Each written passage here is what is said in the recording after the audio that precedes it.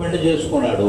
దానికి భీష్ముడు రాజ్యం వదిలేశాడు, బ్రహ్మచర్యం కూడా పాటించాడు. కానీ ఆ అపరాధం సత్యవతీదేవిని దహించేసింది. భీష్ముడికి రాజ్యం పోవడానికి, అంతటి మహానుభావుడు బ్రహ్మచారి కావడానికి నేను మా నాన్నే కారణం కదా.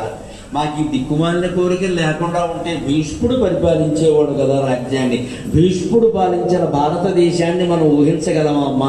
భీష్ముడే పాలించి ఉంటే భారతదేశం ఎలా ఉండేది? కానీ ఆ కోరిక మనకి తీరింది. నేను మొహమాటం లేకుండా చెబుతున్నా, నాకు పార్టీలు పక్షపాతాలు లేవు. 1999 నుంచి 2004 వరకు మన దేశాన్ని భీష్ముడితో సమానమైన బ్రహ్మచారి అటల్ బిహారీ వాజ్పేయి పరిపాలించారు.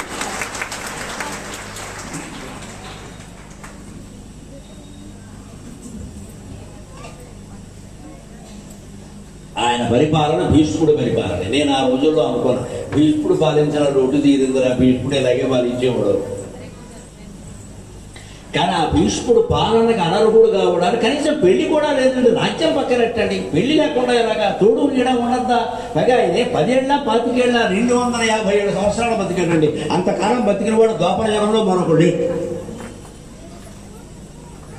అంతకాలం బతికాడు. కష్టం చెప్పుకుందామంటే భార్య లేదు, తల్లి లేదు. ఎవరు తల్లి ఏమో ఒక నది, గంగా నది. ఏం చెప్పుకుంటాడు? తండ్రి చనిపోయాడు, శంతనుడు. భార్య లేదు, పిల్లల సమస్య లేదు. అతని బతుకలా అయిపోవడానికి తానే కారణం కదా అని సత్యవతీదేవి బాధపడే ఆవిడకి పట్టుకోవడం ఏమిటంటే, నా కారణంగా వంశం నాశనమైంది, నా కారణంగా వంశం నాశనమైంది అనే మాట రావద్దు, నేనే ఉద్ధరించాలని మళ్ళీ ఎవరిని పట్టుకుంది? ఎవరిని కనగానే ఆయనంతటా ఆయన వెళ్ళిపోయాడో, తల్లి ప్రేమకు నోచుకోకుండా పోయాడో ఆ వ్యాసుడినే ఆశ్రయించాల్సి వచ్చిందమ్మా. ఇది జీవితం, ఇది జీవితం. ఎవరైనా గుర్తుపెట్టుకోవాలి.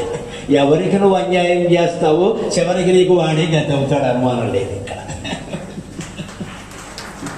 మరి ఒక రకంగా వ్యాసుడు పుట్టగానే వెళ్ళిపోయాడండి మహానుభావుడు. అది వేరే విషయాన్ని పుట్టడమే. 5-6 ఏళ్ళు పిల్లవాడిగా పుట్టాడు. అమ్మా నా పుట్టుక ప్రయోజనం వేరు, నేను వెళ్ళిపోతాను అందుకని తల్లి వెళ్ళనీయకూడదు కదా. నాన్న నాకు నువ్వు కావాలి, నాకు నువ్వు కావాలి. నువ్వు ఎలా పుట్టినా సరే, ఎవరికి పుట్టినా సరే, నువ్వు నా సంతానం, నువ్వు నాతో ఉండాల్సిందే. నీ కోసం నేను పెళ్లి చేసుకోకుండా ఉండిపోతానని సత్యవతీదేవి అనలేకపోయింది. అందుకని ఆవిడకి ఏం కర్మ పట్టింది అంటే, ఈ వంశం నాశనం అయిపోతుంటే మళ్ళీ ఉద్ధరించమని వ్యాసుడు కాళ్ళు పట్టుకోవచ్చు.